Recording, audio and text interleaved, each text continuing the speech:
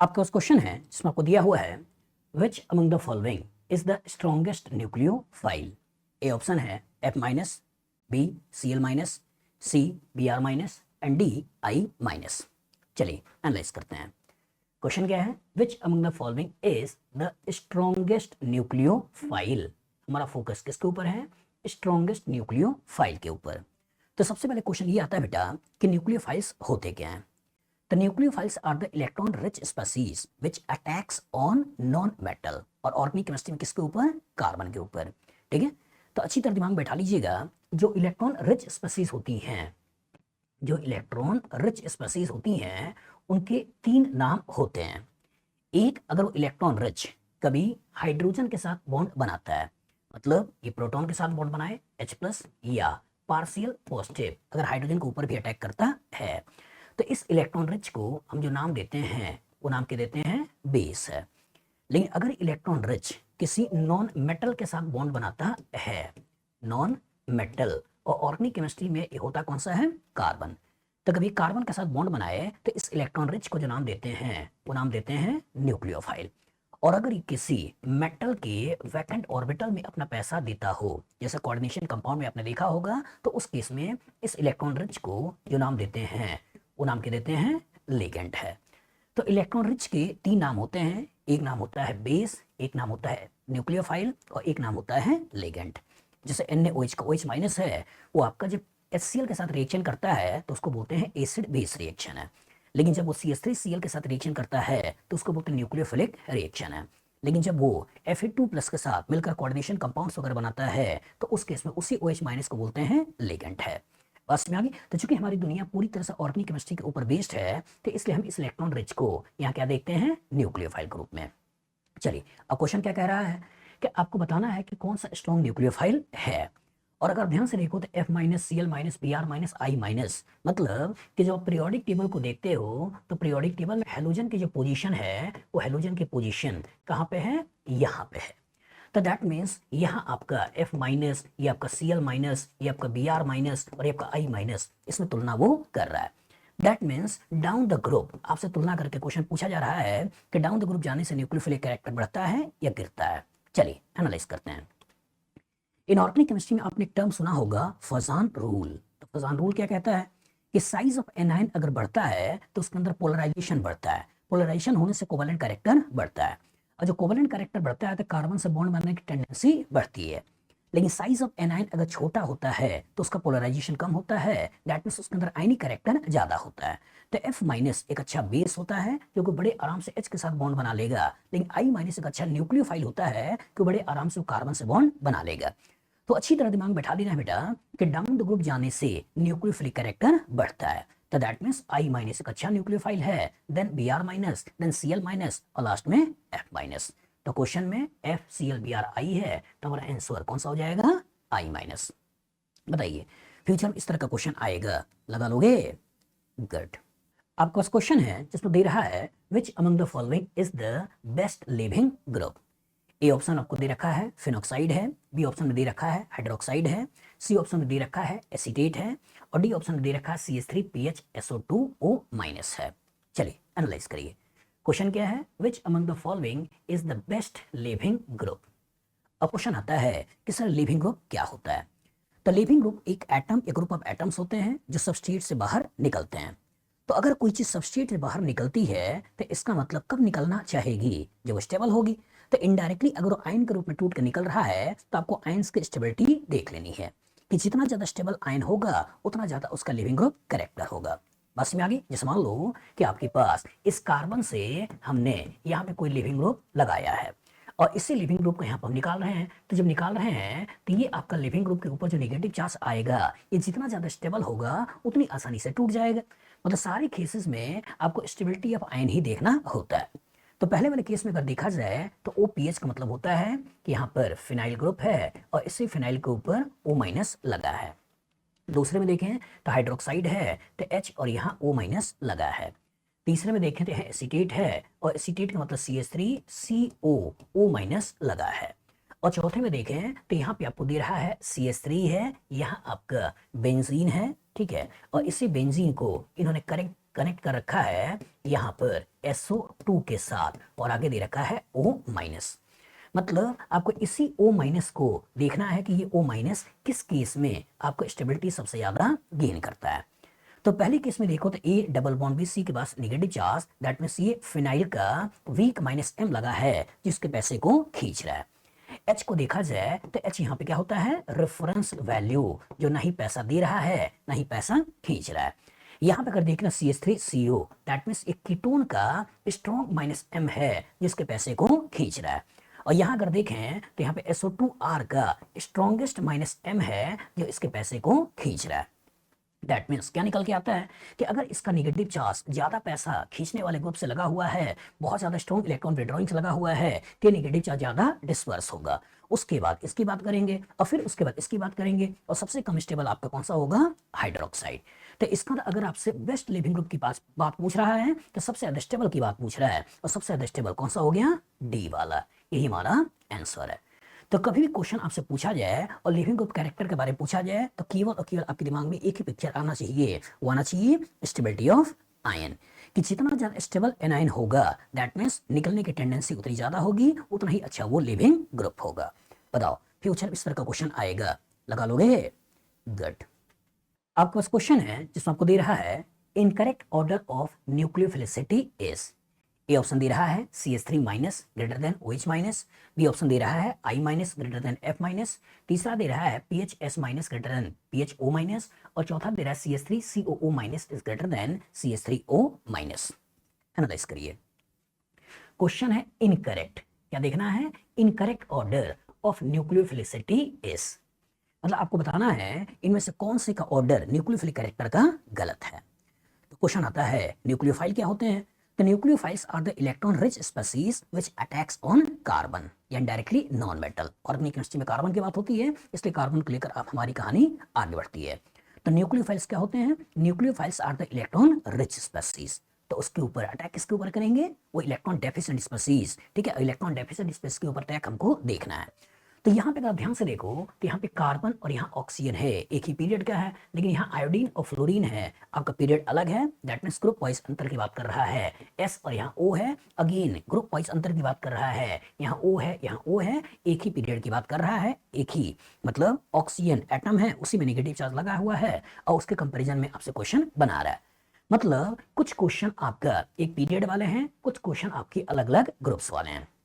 सोचिएगा, अगर हम पीरियोडिक टेबल में देखें और पीरियोडिक टेबल में अगर मैं कार्बन को ऑक्सीजन को अरेंज करने की कोशिश करूं तो कार्बन की पोजीशन यहाँ है, उसके बाद आता है नाइट्रोजन, फिर आता है ऑक्सीजन, फिर आता है फ्लोरीन, फिर ये क्लोरीन, ये ब्रोमीन और ये आयोडीन। यहाँ पे आपका नोबल गैसेस हैं और ये आपका फर्स्ट आपके ग्रुप के एलिमेंट्स हैं। चलिए एनालाइज करिए, सोचिएगा। अगर मैं न्यूक्लियोफाइल कैरेक्टर की बात कर रहा हूं तो across the period nucleophilic character होता क्या है, बढ़ता है। क्यों बढ़ता है कि अगर मॉलिक्यूल जिसके पास नेगेटिव चार्ज है, अगर उसकी स्टेबिलिटी बहुत ज्यादा हो गई तो डोनेटिंग कैपेसिटी कम हो जाती है। लेकिन अगर कोई आयन अनस्टेबल है तो उसका डोनेटिंग कैपेसिटी रिलेटिवली ज्यादा होती है। तो दैट मीन्स अगर मैं अक्रॉस द पीरियड की बात करता हूं, अक्रॉस द पीरियड की बात करता हूं तो आपको दिमाग में पिक्चर क्या बैठाना है कि nucleophilic character is inversely proportional to stability of anion. Stability of anion, कि एन आयन जितना कम से कम स्टेबल होगा उसका न्यूक्लियोफिलिक कैरेक्टर उतना ज्यादा होगा। लेकिन जब हम डाउन द ग्रुप की बात करते हैं, जब हम कहां बात करते हैं, down the group, down the group. चलिए सोचिए, एनालाइज करिए, क्या इस केस में कहानी यही होती है? नहीं, क्योंकि इनऑर्गेनिक में आपने एक टर्म सुना होगा या रूल सुना होगा, फजान रूल। ये क्या कहता है कि साइज ऑफ एनायन अगर बड़ा होगा तो उसके अंदर पोलराइजेशन ज्यादा होगा, दैट मींस उसके अंदर कोवेलेंट कैरेक्टर ज्यादा होगा, दैट मींस कार्बन से बॉन्ड बनाने की टेंडेंसी ज्यादा होगी। लेकिन साइज ऑफ एनायन अगर छोटा होगा तो उसके अंदर आयनिक कैरेक्टर ज्यादा होगा, और जब आयनिक कैरेक्टर ज्यादा होगा तो उसके इसमें हाइड्रोजन से बॉन्ड बनाने की टेंडेंसी ज्यादा होगी। तो F माइनस एक अच्छा बेस है, लेकिन I माइनस एक अच्छा न्यूक्लियोफाइल है। मतलब क्या हुआ कि डाउन द ग्रुप अगर बात करते हैं तो न्यूक्लियोफिलिक कैरेक्टर डायरेक्टली प्रोपोर्शनल होता है आपका size of anion, size of anion, कि एनायन जितना बड़ा होगा उसका न्यूक्लियोफिलिक कैरेक्टर उतना ज्यादा होगा। चलिए एनालाइज करते हैं। CH3 माइनस OH माइनस, तो कार्बन का पास नेगेटिव कम स्टेबल होगा, ऑक्सीजन का पास नेगेटिव ज्यादा स्टेबल होगा। कार्बन का पास नेगेटिव कम स्टेबल है मतलब न्यूक्लियोफिलिक कैरेक्टर ज्यादा है, क्योंकि न्यूक्लियोफिलिक कैरेक्टर इनवर्सली प्रोपोर्शनल है stability of anion. That means ये कहानी तो ठीक है। दूसरा बोल रहा है I minus greater than F minus, size जितना बड़ा होगा न्यूक्लियोफिलिक कैरेक्टर ज्यादा होगा, तो आई माइनस ज्यादा आपका न्यूक्लियोफिलिक है as compared to F minus, ये भी कहानी ठीक है। तीसरे में देखें तो S minus greater than O minus, size जितना बड़ा होगा न्यूक्लियोफिलिक कैरेक्टर ज्यादा होगा, दैट मींस ये कहानी भी ठीक है। इसमें ऐसा है कि यहाँ ऑक्सीजन, ये भी ऑक्सीजन। अब बच्चा फंस गया, कि बच्चा फंस गया कि क्या हम एसीटेट को एक अच्छा न्यूक्लियोफाइल माने या हम मिथॉक्साइड आयन को एक अच्छा न्यूक्लियोफाइल माने। अब यहाँ पे डोनेटिंग एटम सेम है, यहाँ डोनेटिंग एटम क्या थे, अलग अलग कह थे। और जो डोनेटिंग एटम अलग अलग थे तो भी कहानी वही है, और डोनेटिंग एटम सेम है तो भी कहानी वही है। हमको करना क्या है, स्टेबिलिटी ऑफ एनायन के बारे में सोचना है। तो यहाँ जो O माइनस है, इस O माइनस के लिए जो CH3CO है, इनडायरेक्ट कीटोन का माइनस M लगा हुआ है जिस नेगेटिव चार्ज को डिस्पर्स कर रहा है। लेकिन यहाँ जो आपका O माइनस है, इसके लिए CH3 का प्लस I लगा हुआ है जिसको और ज्यादा अनस्टेबल बना रहा है। तो यहाँ का नेगेटिव चार्ज ज्यादा डिस्पर्स है, दैट मींस ये नेगेटिव ज्यादा स्टेबल है और ये नेगेटिव कम स्टेबल है। और जब ये नेगेटिव कम स्टेबल है तो इसका अंदर न्यूक्लियोफिलिक कैरेक्टर ज्यादा है, और ये नेगेटिव ज्यादा स्टेबल है मतलब न्यूक्लियोफिलिक कैरेक्टर कम है। तो ये ज्यादा अच्छा न्यूक्लियोफाइल है, लेकिन बोल रहा है कि ये ज्यादा अच्छा न्यूक्लियोफाइल है, दैट मींस यही हमारा गलत है, यही हमारा आंसर है। तो कॉन्सेप्ट एकदम क्लियर रखिएगा बेटा कि जब अक्रॉस द पीरियड की बात करते हैं तो न्यूक्लियोफिलिक कैरेक्टर इनवर्सली प्रोपोर्शनल होता है स्टेबिलिटी ऑफ एनायन की, लेकिन जो डाउन द ग्रुप की बात करते हैं तो down the group nucleophilic character directly proportional होता है स्टेबिलिटी ऑफ एनायन की। और इसको ऐसे भी सोच सकते हो कि डायरेक्टली प्रोपोर्शनल होता है आपका साइज ऑफ एनायन की। बताओ क्वेश्चन अगर इस तरह का पूछा जाए लगा लोगे? गुड। आपका क्वेश्चन है जिसमें आपको दे रहा है incorrect order of leaving group ability follows. A option में PHSO3 minus greater then PHCOO minus, दूसरे में CH3COO minus is greater than CH3O minus, तीसरे में F minus is greater then I minus, और चौथे में H2S is greater then H2O। चलिए analyse करते हैं। इनकरेक्ट हमको करना क्या है, इनकरेक्ट ऑर्डर देखना है of leaving group ability follows, leaving group ability का एनालाइज करिए। तो लिविंग ग्रुप क्या होते हैं, तो leaving groups are the ion और ग्रुप ऑफ एटम्स जो कि सिस्टम से डिपार्ट होते हैं। और अगर सिस्टम से डिपार्ट हो रहे हैं, निकल रहे हैं, तो कौन आसानी से निकलेगा, जिसकी स्टेबिलिटी ज्यादा होगी। इनडायरेक्टली जो इलेक्ट्रॉन लेके जा रहा है, अगर इलेक्ट्रॉन जितना ज्यादा डिस्पर्स हो जाए स्टेबिलिटी बढ़ जाएगा, इनडायरेक्टली निकलना उतना ही आसान हो जाएगा। बस में आ गई। अगर मान लो ये कार्बन है और इसी कार्बन से अगर कोई एटम, एक ग्रुप ऑफ एटम लगा हुआ है, ठीक है, और इस पर्टिकुलर आप यहाँ से निकाल रहे हो, तो कब निकलेगा, जब स्टेबल हो रहा होगा। जैसे अगर यहाँ पे हेलोजन डाल दें तो हेलोजन अगर निकल के हेलाइड के रूप में निकल रहा है, तो हेलाइड जब ज्यादा स्टेबल होगा तो निकलेगा, अगर कम स्टेबल होगा तो वो नहीं निकलना चाहेगा। तो दैट मीन्स अगर लिविंग ग्रुप की बात करें तो leaving group is directly proportional to stability of anion. Stability of anion, इन्हीं से हमको आपको क्वेश्चन लगाना होता है। अब स्टेबिलिटी ऑफ एनायन किससे गवर्न होगा, ये गवर्न होगा आपका रेजोनेंस के द्वारा, ये गवर्न होगा हाइपर कंजुगेशन के द्वारा, ये गवर्न होगा इंडक्टिव इफेक्ट के द्वारा। इन्हीं के द्वारा नेगेटिव चार्ज को डिस्पर्स करना है, और जितना ज्यादा नेगेटिव चार्ज डिस्पर्स हो जाएगा इनडायरेक्टली स्टेबिलिटी बढ़ जाएगी, इनडायरेक्टली लिविंग ग्रुप कैरेक्टर भी बढ़ जाएगा। चलिए एनालाइज करते हैं।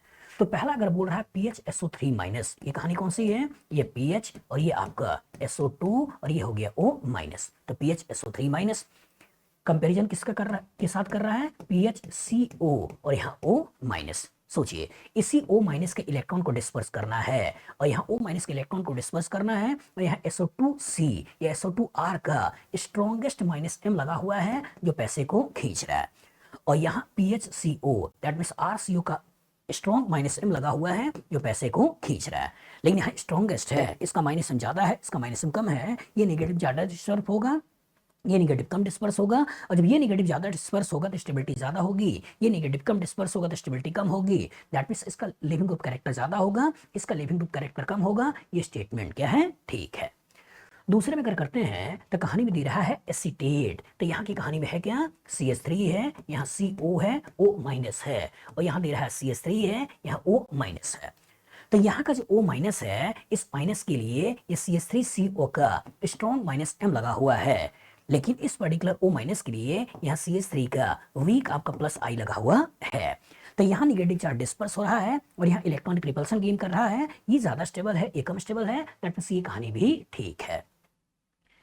लेकिन जब हम तीसरे को देखते हैं तो तीसरे में कहानी में कंपैरिजन कर रहा है आपका F माइनस का यहाँ I माइनस के साथ।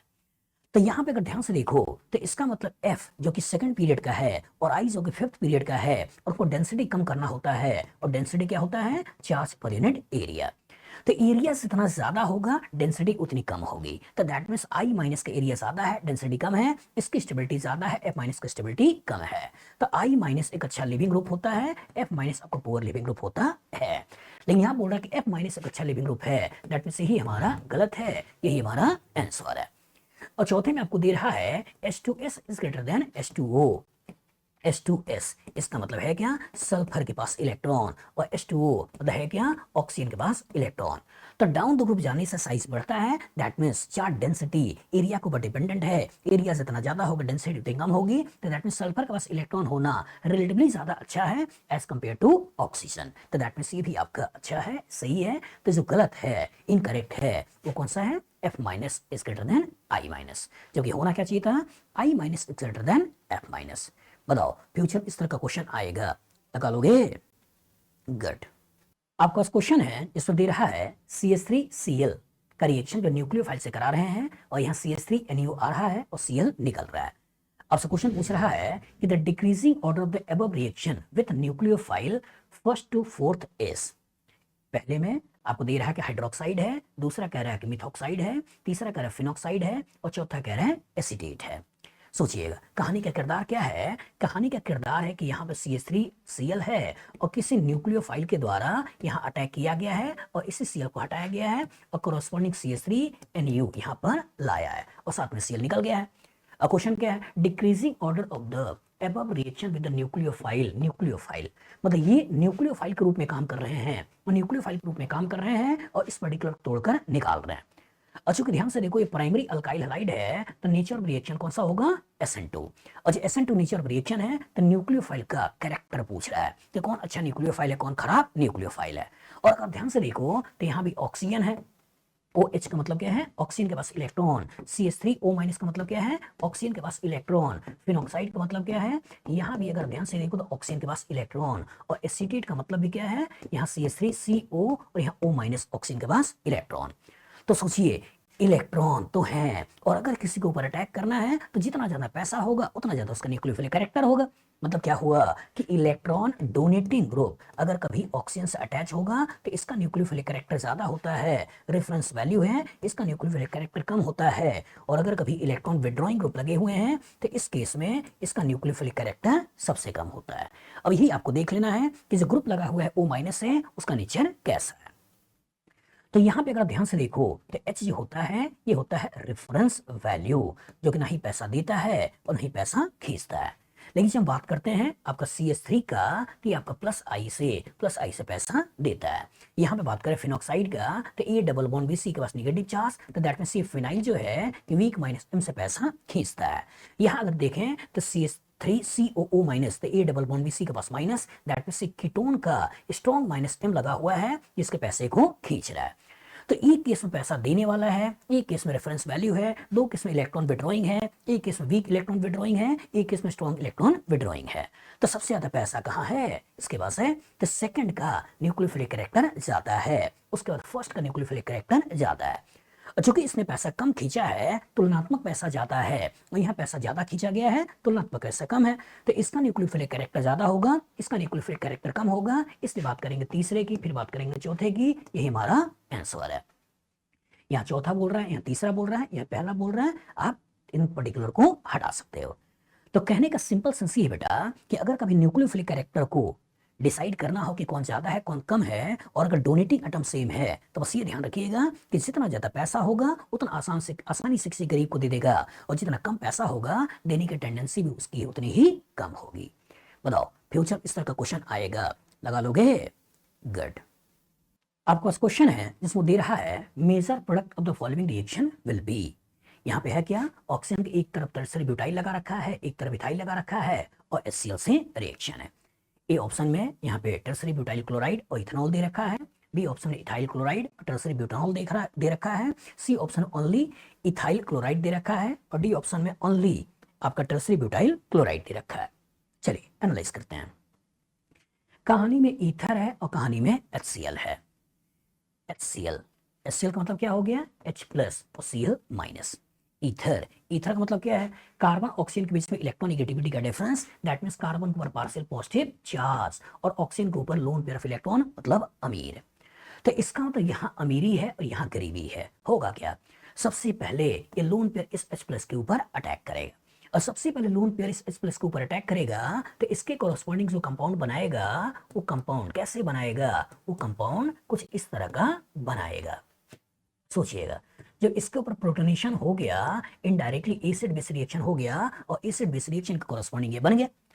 अच्छा, ऑक्सीजन के ऊपर पॉजिटिव चार्ज आया तो अपने पॉजिटिव चार्ज को कम करने के लिए बॉन्ड को तोड़ेगा, यदि इस बॉन्ड को तोड़ के यहाँ पॉजिटिव बनाएगा, यदि इस बॉन्ड को तोड़ के यहाँ पॉजिटिव बनाएगा। सोचिए, अगर मैं यहाँ पॉजिटिव बनाता हूं तो 3 3 6 3 9 हाइपर कंजुगेशन, 3 इंडक्टिव इफेक्ट मिलने वाले हैं। और यहाँ पॉजिटिव बनाता हूं तो केवल 3 हाइपर कंजुगेशन और एक इंडक्टिव इफेक्ट मिलने वाला है। तो ज्यादा स्टेबल कार्बोकेटायन पहले का है या दूसरे का है, ऑफ कोर्स पहले का है। और जो पहले का है इसलिए इस बॉन्ड को तोड़ दोगे, और जो इस बॉन्ड को तोड़ दोगे तो इसका मतलब निकला क्या, यहाँ निकला है CH3 CH2OH, यहाँ से इथेनॉल निकल गया। और जो कार्बोकेटायन बना वो कार्बोकेटायन कौन बन गया, वो कार्बोकेटायन बन गया टर्सरी ब्यूटाइल कार्बोकेटायन। और इस टर्सरी ब्यूटाइल कार्बोकेटायन के ऊपर करेगा क्या, यही Cl minus as a nucleophile attack कर लेगा और अटैक करते हुए कोरोस्पोंडिंग आपको जो कंपाउंड दे देगा वो कंपाउंड कौन सा दे देगा, टर्सरी ब्यूटाइल क्लोराइड। बस में आगे सोचिए, ईथर के ऊपर एक वीक लिविंग ग्रुप को प्रोटोनेट करके एक अच्छे लिविंग ग्रुप के रूप में निकाला है, और एक अच्छे लिविंग ग्रुप के रूप में निकाला है, कार्बोकेटायन का फॉर्मेशन किया है और इसके ऊपर न्यूक्लियोफाइल का अटैक करके कॉरेस्पॉन्डिंग प्रोडक्ट बनाया है। तो मैकेनिज्म ऑफ रिएक्शन कौन सा हो गया है, SN1। तो SN1 रिएक्शन के कॉरेस्पॉन्डिंग आपका रिएक्शन करवा रखा है। अभी देखना है इथेनॉल, तो इथेनॉल आपको यहाँ दिखाई दे रहा है और टर्सरी ब्यूटाइल क्लोराइड भी दे रहा है, मतलब यही हमारा आंसर है। लेकिन बी में देखो तो यहाँ पे इथाइल क्लोराइड दे रहा है, भूल जाओ, यहाँ इथाइल क्लोराइड दे रहा है, भूल जाओ, और यहाँ केवल इथाइल क्लोराइड दे रहा है, इथेनॉल नहीं दे रहा है, दैट मींस भूल जाओ।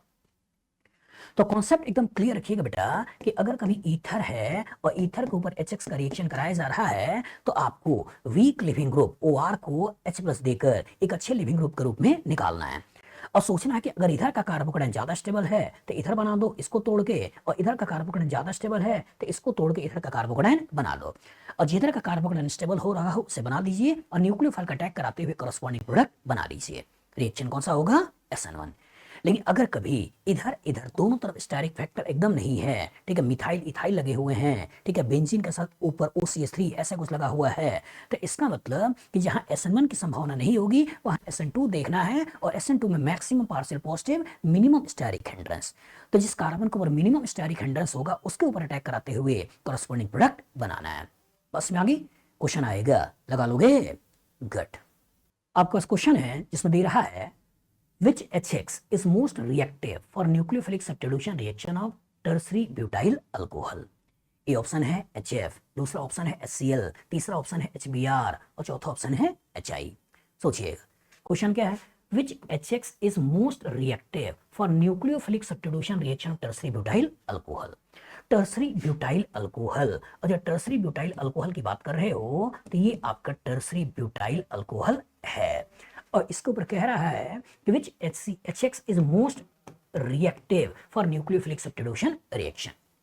सोचिए, अगर कहानी में अल्कोहल है और अगर H+ डाला हुआ है तो होगा क्या, ये वीक लिविंग ग्रुप एक अच्छे लिविंग ग्रुप के रूप में निकलेगा, यही तो होगा।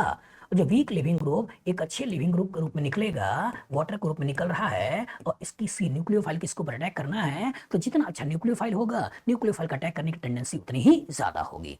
तो इसका मतलब जो कॉरेस्पॉन्डिंग इसके आयंस है F-, Cl-, Br-, I-, इन्हीं का न्यूक्लियोफिलिक कैरेक्टर देख लेना है, और जो इन्हीं का न्यूक्लियोफिलिक कैरेक्टर देख लेना है तो डाउन द ग्रुप जाने से फजान रूल क्या कहता है कि डाउन द ग्रुप जाने से उसके अंदर आयंस में पोलराइजेशन ज्यादा होता है, उसके अंदर कोवेलेंट कैरेक्टर ज्यादा होता है, दैट मींस कार्बन से बॉन्ड बनाने की टेंडेंसी ज्यादा होता है, that means down the group जाने से न्यूक्लियोफिलिक कैरेक्टर बढ़ता है। और जब न्यूक्लियोफिलिक कैरेक्टर बढ़ता है तो I माइनस से अच्छे न्यूक्लियोफाइल्स हैं, तो इसका मतलब HF, HCl, HBr, HI में अगर कभी अच्छे से न्यूक्लियोफिलिक रिएक्शन करना हो, मोस्ट रिएक्टिव की बात कर रहा हो, तो जो लेके चलना है वो कौन सा है? HI। बस में आ गई। तो कॉन्सेप्ट एकदम क्लियर रखिए कि जितना अच्छा न्यूक्लियोफाइल उसी कोरस्पॉन्डिंग हमको रिएक्शन को तेज देखना। बताओ फ्यूचर में इस तरह का क्वेश्चन आएगा, लगा लोगे?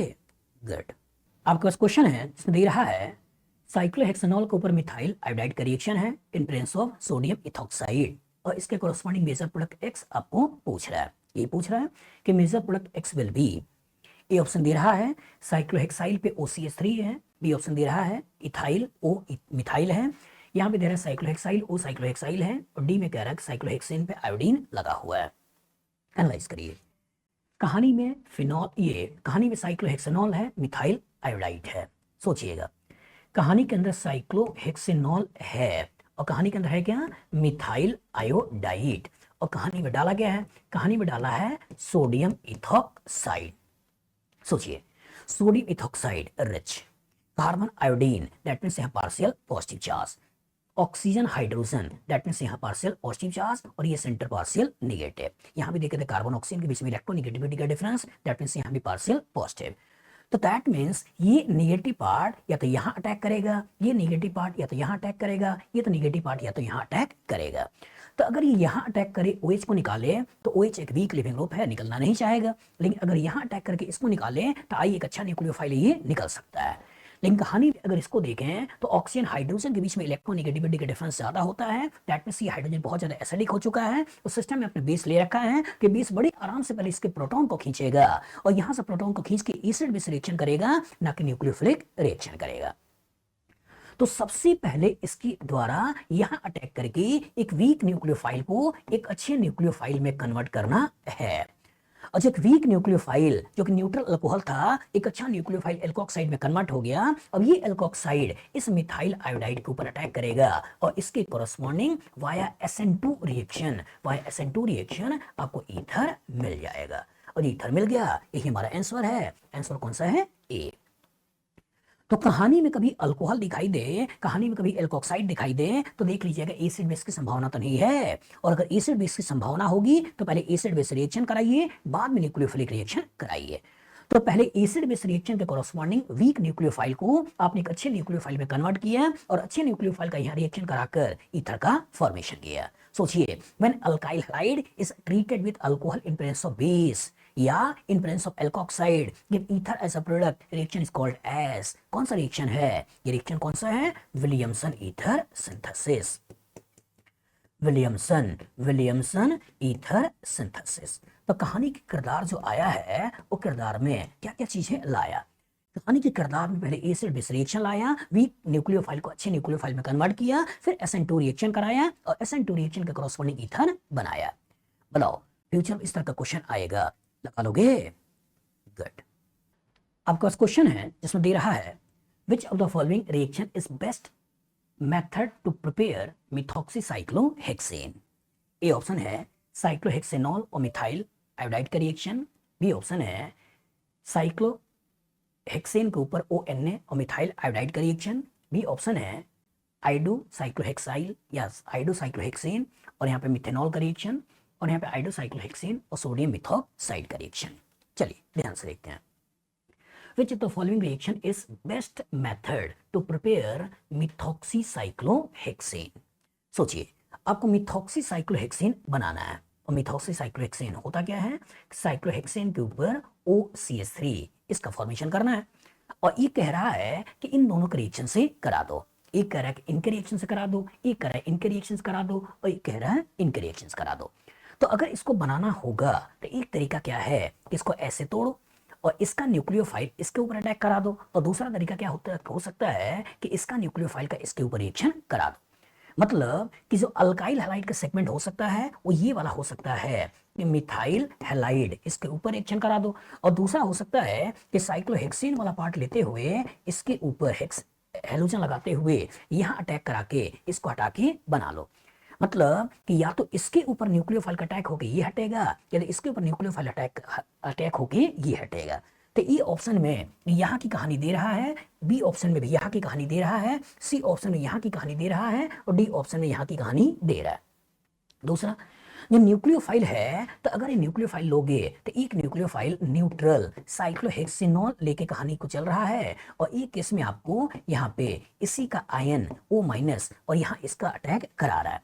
और एक केस में इस पर्टिकुलर का यहाँ अटैक करके इसको हटा रहा है, जो ये वाली कहानी है, और एक केस में इसका यहाँ अटैक करके ये हटा रहा है, जो कि ये वाली कहानी है।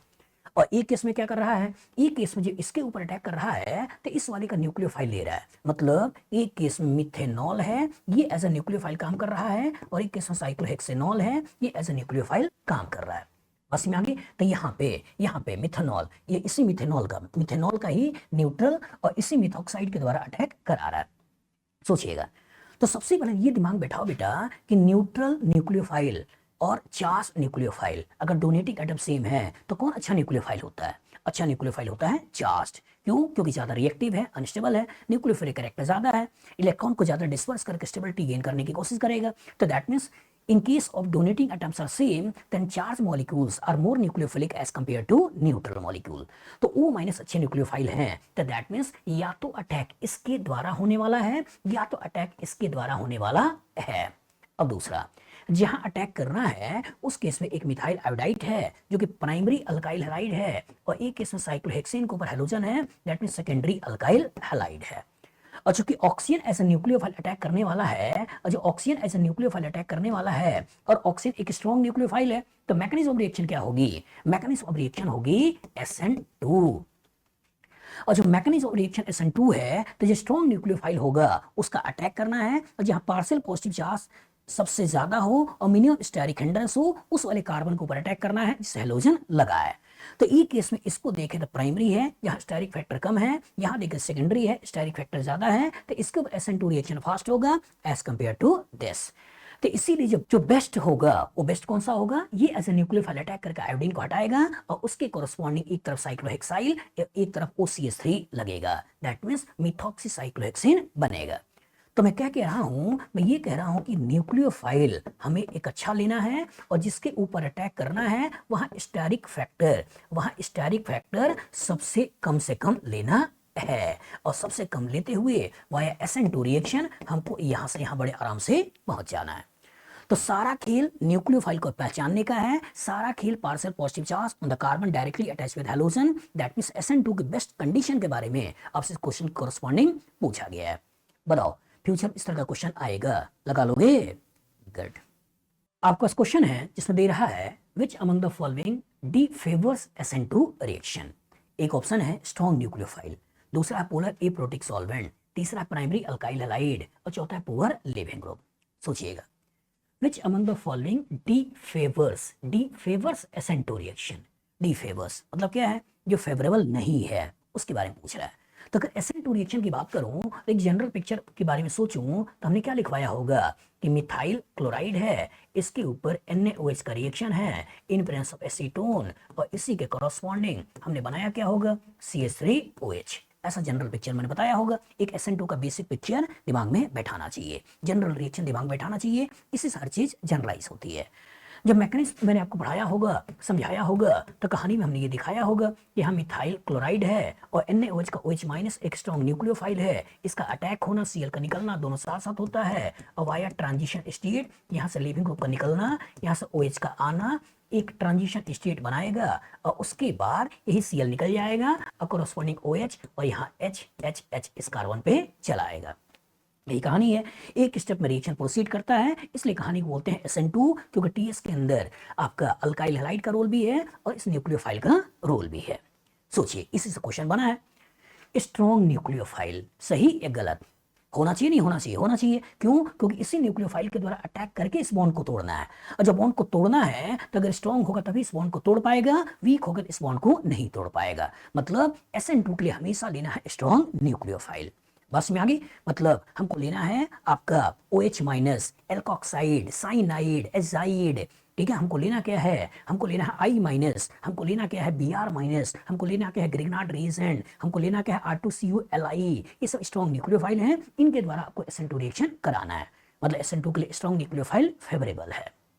दूसरा, पोलर एप्रोटिक सॉल्वेंट। सोचिए कहानी में हमने क्या लिखा था, एसीटोन। एसीटोन होता क्या है, पोलर एप्रोटिक। क्यों? क्योंकि इसमें कार्बोकेटाइन का फॉर्मेशन नहीं करना है। तो जो जो फैक्टर कार्बोकेटाइन को स्टेबल बना रहे होंगे उन फैक्टर को यहाँ पर अवॉइड करना है। तो अगर कहानी में पानी होता तो पानी का ऑक्सीजन अपने लोन पेयर ऑफ इलेक्ट्रॉन से कार्बोकेटाइन को स्टेबल करने लगता है, और कार्बन ऑक्सीजन हाइड्रोजन के बीच में जो इलेक्ट्रॉनिक का डिफरेंस है, जिसकी वजह से हाइड्रोजन के ऊपर पार्शियल पॉजिटिव है, वो X माइनस को स्टेबल करने लगता है, इसलिए कार्बोकेटाइन का बनना फेवरेबल हो जाता है। लेकिन अगर आपने पोलर एप्रोटिक मीडियम ले लिया तो कार्बोकेटाइन बहुत ज्यादा स्टेबल नहीं बन पाता है, इसलिए पोलर एप्रोटिक मीडियम में ही नॉर्मली SN2 रिएक्शन कराते हैं, फेवरेबल होता है। लेकिन यहां बोल रहा है कि डिफेवरेबल चाहिए, इसका मतलब ये हमको नहीं लेना है। तीसरा बोल रहा है प्राइमरी अल्काइल हैलाइड।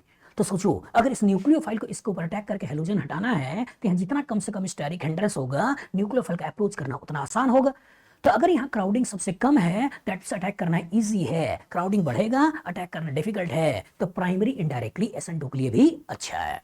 लेकिन चौथा बोल रहा है पुअर लिविंग ग्रुप, जबकि हमको करना क्या है, हमें अटैक करके इसको हटाना ही तो है, और अगर इसको हटाना है तो जितना अच्छा लिविंग ग्रुप होगा उतना SN2 के लिए अच्छा है। तो कहानी में better leaving group favour SN2 reaction, लेकिन बोल रहा है कि पुअर लिविंग ग्रुप यही आपका डी फेवर करेगा, यही हमारा आंसर है। तो बताओ फ्यूचर इस तरह का क्वेश्चन आएगा, लगा लोगे? गुड।